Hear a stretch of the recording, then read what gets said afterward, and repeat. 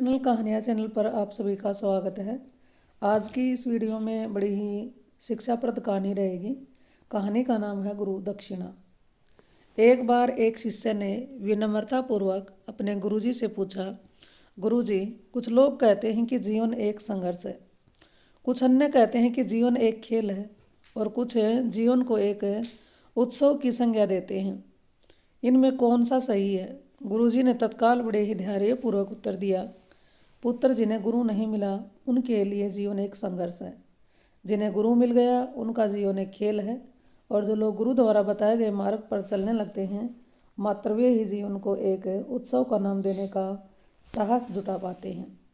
यह उत्तर सुनने के बाद भी शिष्य पूरी तरह से संतुष्ट नहीं था। गुरुजी को इसका आभास हो गया। वे कहने लगे, लो, तुम्हें इसी संदर्भ में एक कहानी सुनाता हूँ। ध्यान से सुनोगे तो वह स्वयं ही अपने प्रश्न का उत्तर आप पा सकोगे। उन्होंने जो कहानी सुनाई वह इस प्रकार थी। एक बार की बात है कि किसी गुरुकुल में 3 शिष्यों ने अपना अध्ययन संपूर्ण करने पर अपने गुरुजी से यह बताने के लिए विनती की कि उन्हें गुरु दक्षिणा में उनसे क्या चाहिए।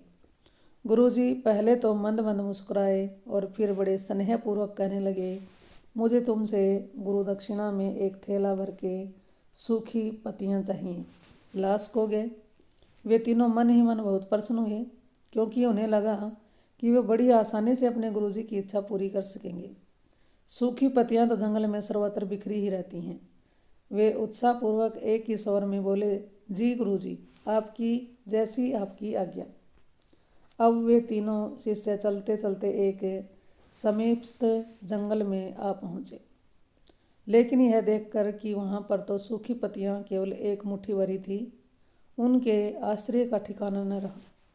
वे सोच में पड़ गए कि आखिर जंगल से कौन सूखी पत्तियाँ उठाकर ले गया। इतने में ही उन्हें दूर से आता हुआ कोई किसान दिखाई दिया। वे उसके पास पहुंचकर उससे विनम्रतापूर्वक याचना करने लगे कि वह उन्हें एक थैला भर सूखी पत्तियां दे दे। अब उस किसान ने उनसे क्षमा याचना करते हुए कहा, उन्हें यह बताया कि वह उनकी मदद नहीं कर सकता, क्योंकि उसने सूखी पत्तियों का ईंधन के रूप में पहले ही उपयोग कर लिया था। अब ये तीनों पास में ही बसे एक गांव की ओर इस आशा से बढ़ने लगे थे कि हो सकता है वहां उस गांव में उनकी कोई सहायता कर सके। वहां पहुंचकर उन्होंने जब एक व्यापारी को देखा तो बड़ी उम्मीद से उससे एक थैला भर सूखी पत्तियां देने के लिए प्रार्थना करने लगे, लेकिन उन्हें फिर से एक बार निराशा ही हाथ आई, क्योंकि उस व्यापारी ने तो पहले ही कुछ पैसे कमाने के लिए सूखी पत्तियों के दोने बनाकर बेच दिए थे।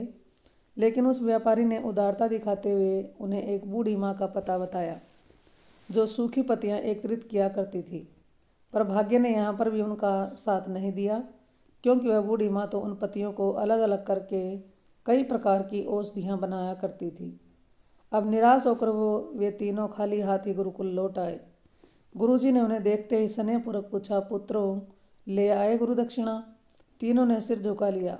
गुरुजी द्वारा दोबारा पूछे जाने पर उनमें से एक शिष्य कहने लगा, गुरुदेव, हम आपकी इच्छा पूरी नहीं कर पाए।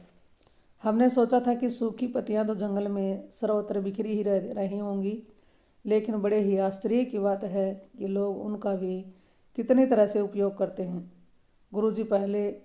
गुरुजी फिर पहले ही की तरह मुस्कुराते हुए प्रेम पूर्वक बोले, निराश क्यों होते हो? प्रसन्न हो जाओ, और यही ज्ञान कि सूखी पत्तियां भी व्यर्थ नहीं हुआ करती, बल्कि उनके भी अनेक उपयोग हुआ करते हैं, मुझे गुरुदक्षिणा के रूप में दे दो। तीनों शिष्य गुरुजी को प्रणाम करके खुशी खुशी अपने घर की ओर चले गए। वह शिष्य जो गुरुजी की कहानी एकाग्रचित होकर सुन रहा था, अचानक बड़े उत्साह से बोला, गुरुजी, अब मुझे अच्छी तरह से ज्ञात हो गया कि आप क्या कहना चाहते हैं। आपका संकेत वस्तुतः इसी ओर है, न कि सर्वत्र सुलभ सूखी पत्तियों की निरर्थक बेकार नहीं होती। तो फिर हमें कैसे किसी भी वस्तु या व्यक्ति को छोटा और महत्वहीन मानकर उसका तिरस्कार कर सकते हैं?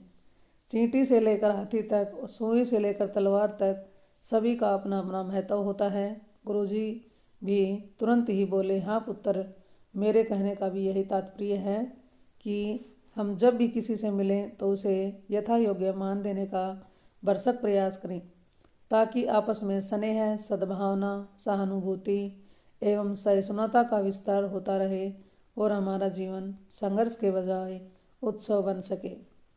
दूसरे, यदि जीवन को एक खेल ही माना जाए तो बेहतर यही होगा कि हम निर्विक्षेप, स्वस्थ और शांत प्रतियोगिता में ही भाग लें और अपने निष्पादन तथा निर्माण को ऊंचाई के शिखर पर ले जाने का अथक प्रयास करें।